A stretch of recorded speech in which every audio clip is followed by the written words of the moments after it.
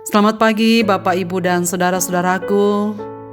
Semoga kita semua telah bangun hari ini dengan sehat, sukacita, dan bahagia.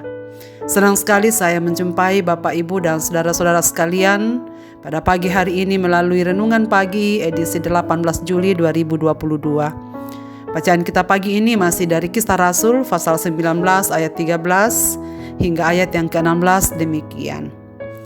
Juga beberapa tukang jampi Yahudi yang berjalan keliling di negeri itu mencoba menyebut nama Tuhan Yesus atas mereka yang kerasukan roh jahat.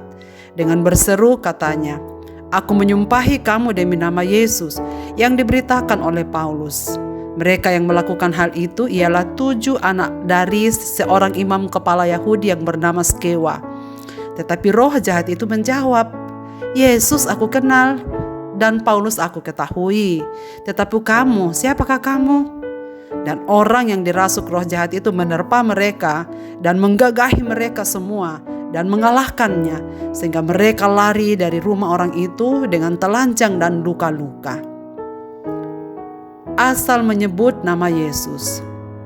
Saudara-saudaraku, dalam setiap kebudayaan terdapat kepercayaan kepada kekuatan magis, bukan?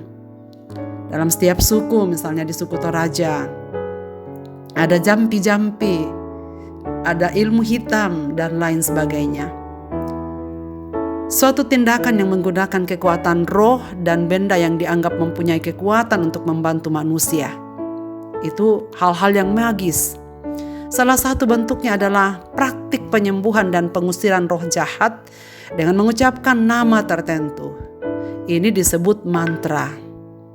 Saudara sekalian, 7 orang anak Skewa menjadi tukang jampi. Skewa adalah imam kepala Yahudi. Ini sangat mengherankan, sebab justru anak-anaknya yang menjadi tukang jampi dalam masyarakat. Hal ini tidak biasa. Mereka mencatut nama Yesus. Rupanya mereka telah mendengarkan bahwa nama Yesus yang diberitakan Paulus sangat berkuasa. Atau mendengar kesembuhan seseorang karena nama Yesus yang dipakai Paulus. Akhirnya mereka pun menggunakan nama Yesus untuk mengusir roh jahat. Akibatnya nama Yesus yang diberitakan oleh Rasul Paulus menjadi masyhur kuasanya. Sebab nama Yesus memang mengandung kuasa, saudara sekalian. Itulah yang menyebabkan anak-anak Skewa memilih mencatut nama Yesus dalam praktik mengusir roh jahat. Mereka hanya tahu nama Yesus, tetapi tidak percaya kepadanya, apalagi hidup di dalam kebenaran Allah.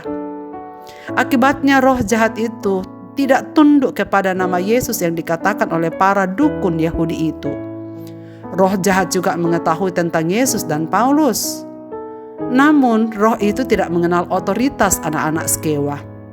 Akibatnya orang-orang yang dirasuki roh jahat balas menyerang dan mengalahkan mereka dengan hebat. Mereka ketakutan dan lari. Mereka menerjang mereka dan akhirnya lari ketakutan.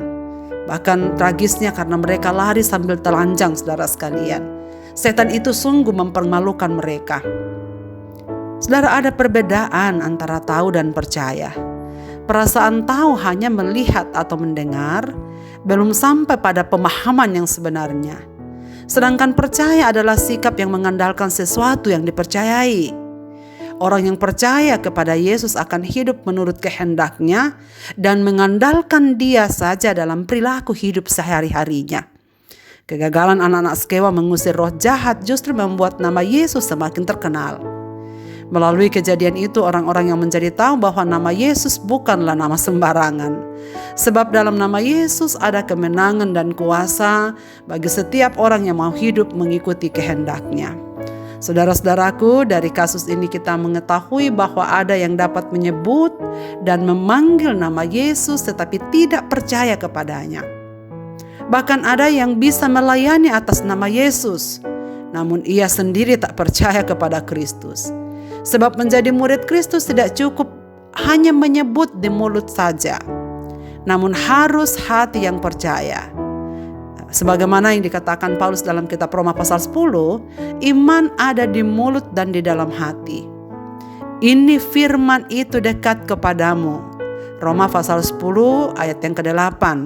Yakni di dalam mulutmu dan di dalam hatimu, itulah firman iman yang kami beritakan. Sebab jika kamu mengaku dengan mulutmu bahwa Yesus adalah Tuhan dan percaya dalam hatimu bahwa Allah telah membangkitkan Dia dari antara orang mati, maka kamu akan diselamatkan. Karena dengan hati orang percaya dibenarkan dan dengan mulut orang mengaku dan diselamatkan. Itulah sebabnya saudara sekalian, dari ayat ini menyebut saja nama Yesus tetapi tidak percaya di dalam hati, itu bukanlah iman yang sesungguhnya. Saudara sekalian, jangan biarkan identitas Kristiani yang kita miliki hanya menjadi aksesoris kehidupan. Identitas Kristiani harus menjadi bagian kehidupan yang membawa kita semakin dekat dengan dirinya dan semakin taat pada kehendaknya. Jangan asal menyebutnya. Jangan latah asal menyebut nama Yesus yang kudus. Supaya jangan jadi pemanis bibir dan menjadi alat kesombongan rohani. Atau menjadikan nama Yesus seperti jimat. Asal menyebut nama Yesus akan sembuh. Ini keliru. Nama Yesus bukan jimat. Jangan kira asal menyebut nama Yesus pasti sembuh. Nama Yesus akan mujarab bagi yang percaya, apapun agamanya. Jika percaya pada Kristus, kuasanya akan nyata. Sungguh nyata dan akan nyata dalam kehidupan orang yang mempercayainya. Sebab kekristenan kita tidak diukur dari berapa sering kita menyebut nama Yesus, tetapi terletak pada ketaatan kita untuk mengikuti perintahnya.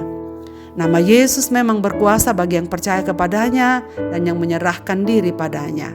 Saudara-saudaraku, maukah mengalami kuasa dalam nama Yesus? Bukan hanya menyebutnya, namun percaya dalam hati dan beriman padanya, mengandalkan kuasanya dan menyerahkan diri seutuhnya kepadanya.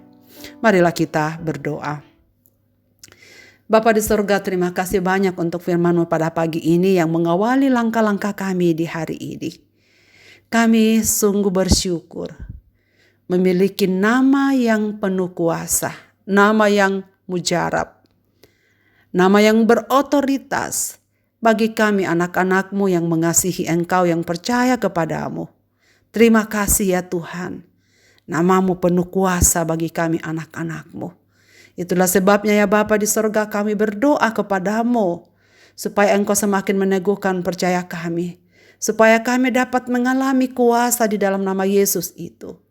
Bukan hanya kami katakan, tetapi sungguh lahir dari iman yang mempercayai Engkau dan yang mengandalkan Engkau dalam sepanjang kehidupan ini. Bapa di dalam surga, kami berdoa supaya setiap jiwa yang percaya kepadamu, menyebut nama-Mu, biarlah kuasa-Mu nyata atas hidup mereka.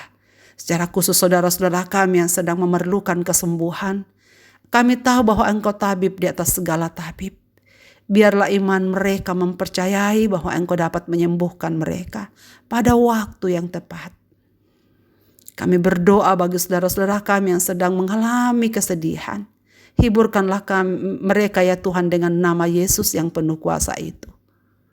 Bagi saudara-saudara kami yang bergumul dengan berbagai persoalan hidup, biarlah nama-Mu yang penuh kuasa itu menjadi andalan dan harapan mereka satu-satunya.